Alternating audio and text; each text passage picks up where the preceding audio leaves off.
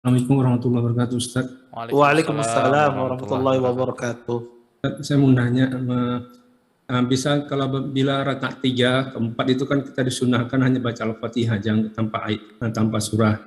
Apabila kita nunggu imamnya, kadang-kadang kita imamnya lama baca Al-Fatihah atau macam mana, kita baca Al-Fatihah itu lagi kita ulang atau surah lain, daripada kita bermenung nanti takutnya apa boleh Ustaz. Kalian juga apabila imam itu mungkin di sholat subuh kadang-kadang baca kunut, sedangkan saya nggak ngangkat tangan kunut. Jadi doa iftitah itu saya baca ulang-ulang gitu, Ustaz. Itu boleh enggak?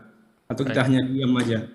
Kemudian Ustaz, katanya kalau dalam fikih itu sholat sunnah terbaik itulah sholat sholat tahajud dan sholat istiqoroh. Itu sholat istiqoroh ini apakah dikerjakan waktu kita menghadapi suatu pilihan aja, atau gimana Ustaz? Atau boleh nggak kalau kita menghadapi pilihan tapi kita sudah tahu pilihan kita ini, tapi kita sholat istiqoroh juga, atau gimana hukumnya sebenarnya Ustaz? Dan tata caranya, apakah ada surah tertentu di rakaat pertama dan kedua itu yang kita disunahkan kita utamakan dibaca atau gimana Ustaz? Demikian Ustaz, jazakallahu khairan. Pertanyaannya dua aja ya. Ya Ustaz, dua. Ya. Ya, jazakumullah khair atas pertanyaannya. Pertama, tentang masalah di rakaat ketiga dan rakaat keempat di waktu sholat wajib. Boleh tidak diulang-ulang membaca surah Al-Fatihahnya, ataukah bolehkah membaca surah yang lain, atau surah yang lain itu diulang-ulang surahnya? Ya semacam itu ya, kurang lebih pertanyaannya. Pertama, mengulang surah Al-Fatihah di rakaat ketiga, di rakaat keempat, ataupun di rakaat pertama itu tidak disunahkan, bahkan dimakruhkan oleh para ulama. Ya, kenapa? Karena sunnahnya Nabi SAW, beliau tidak mengulang-ulang bacaan surah Al-Fatihahnya. Ya, tidak ada tuntunan dari Nabi SAW, beliau mengulang-ulang bacaan surah Al-Fatihahnya, sehingga itu menjadi kekhususan ya bagi Nabi SAW. Sehingga itu merupakan contoh dari Nabi SAW, maka kita mengikuti Rasulullah SAW.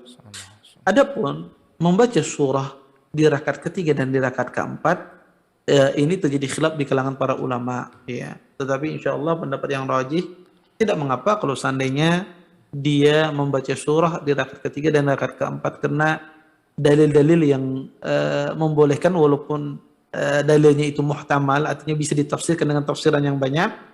Tetapi para ulama berdalil dengan hadis ini bahwasanya boleh membaca surah di rakaat ketiga keempat. Di antaranya adalah hadis Abi Sa'id Al-Khudri. Kata Abi Sa'id Al-Khudri radhiyallahu taala anhu, kata beliau, kunna nahdhur qiyam Rasulillah sallallahu alaihi wasallam fi adh-dhuhr wal 'ashr. Fahadharna qiyamahu fi ar-rak'atayn al-ulayayn min adh-dhuhr qadra alif lam mim tanzil as-sajdah. Wa fil ukhrayayn qadra an-nisfi min dhalik fil ulayayn min al-'ashr. Ala qadri al-ukhrayaini min adh-dhuhr wal ukhrayaini ala nisfi min dhalik. Rawahu Muslim. Kata Abi Sa'id Al-Khudri radhiyallahu taala anhu, kami pernah mengukur lamanya salatnya Rasulullah sallallahu alaihi wasallam. Ketika beliau salat zuhur dan asar, maka kami menyimpulkan 2 rakaat pertama, kata beliau, salat zuhurnya lamanya sekedar bacaan surah As-Sajdah. Ya, jadi panjangnya 2 rakaat pertama dalam sholat zuhur itu panjangnya ada seperti panjangnya surah As-Sajdah. Kemudian dan pada 2 rakaat terakhir itu sekitar setengahnya. Lamaan bacaan beliau pada pada dua rakaat sholat zuhur. Maka di sini kata para ulama, setengahnya surah Sajadah itu lebih banyak daripada bacaan Al-Fatihah.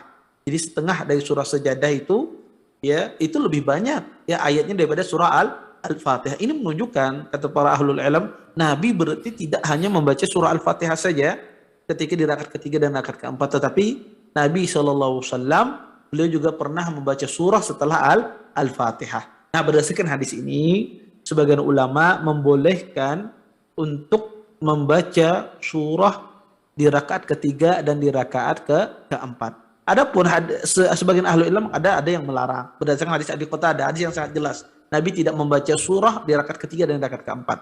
Ya, tetapi sekali lagi saya katakan ini terjadi khilaf di kalangan para ulama. Tapi kalau seandainya ada orang yang membaca, maka insya Allah tidak mengapa kalau dia baca di rakaat ketiga dan di rakaat keempat. Kemudian Kalau dia membaca di rakaat ketiga, rakaat keempat surah tersebut, apakah boleh dia ulang surah yang sama? Misalnya di rakaat ketiga dia membaca surah Al-Ikhlas misalnya.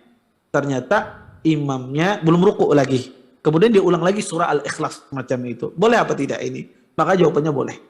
Ya, boleh seseorang mengulang surah yang sama. Ya, mengulang surah yang sama. Maka ini sebagian ahli ilmu membolehkan. Sebahagian lagi mengatakan tidak boleh mengulang-ulang bacaan di satu rakaat satu surah yang sama diulang-ulang. Ya, sebagian ahli ilmu berdalil ya bahwasanya tidak ada contohnya dari Nabi Shallallahu Alaihi Wasallam. Sebagian lagi berdalil boleh perbuatan sahabat yang dia tidak hafal kecuali surah Al-Ikhlas. Ya, bahwasanya ditanya ya tentang surah tersebut, kata saya mencintainya wahai Rasulullah. Akhirnya saya baca itu. Tetapi kata para ulama dia membaca ini tidak di rakaat yang sama. Artinya di rakaat pertama dia baca surah Al-Ikhlas. Tapi tidak dia ulangi di rakaat yang sama. Ya, tetapi di rakaat kedua baru dia baca lagi Al-Ikhlas, ya. Tapi tidak dia ulangi. Maka ini berbeda dengan hay'ah orang yang mengulangi di satu rakaat yang sama surah Al-Ikhlas itu berturut-turut. Tetapi sioqiyahnya kalau seandainya dia hafal surah yang lain selain surah yang Al-Ikhlas itu, maka afdalnya dia baca surah yang lain. Tapi kalau seandainya dia tidak ada hafal kecuali surah itu, ya tidak ada masalah dia ulang-ulang surah yang sama. Tapi kalau dia ada hafal surah yang lain, maka seyogyanya dia baca surah yang lain. Nah, adapun pelarangan di sini kita katakan tidak boleh sama sekali membaca diulang-ulang surah, ini tentu berat ya kita katakan larangan. Tapi setidaknya kita katakan ini khilafu aula, menyelisih yang afdal. Ya menyelisih afdalnya apa? Kita baca satu surah itu satu kali tanpa kita ulang ini afdalnya. Ya. Tapi kalau seandainya ada orang mengulang-ulang, maka insya Allah juga tidak mengapa. Tapi kita katakan itu khilafu aula, menyelisihi yang afdal. Wallahu taala alam. Nah, mengenai pertanyaan ini Ustadz, tadi ada juga kunut ya, mengenai kunut tadi. Kunut. Ya, kunut Ustadz tidak apa yang harus dilakukan gitu Ustadz. Nah. Iya, betul.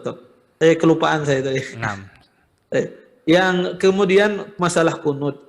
Apa yang harus dilakukan ketika imamnya berkunut? Apa yang harus dilakukan makmum? Maka makmum dia boleh dia mengucapkan Rabbana walakal hamd, ya.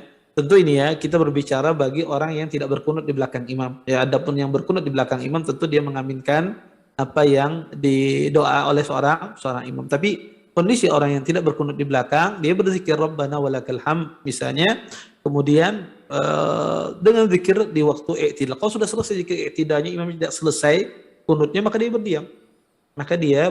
Berdiam, ya. Maka kalau dia sudah selesai dalam waktu i'tidal itu, imamnya belum rukuk juga, belum sujud juga, maka dia berdiam. Dia mendengarkan apa yang dibaca oleh seorang imam. Wallahu taala alam.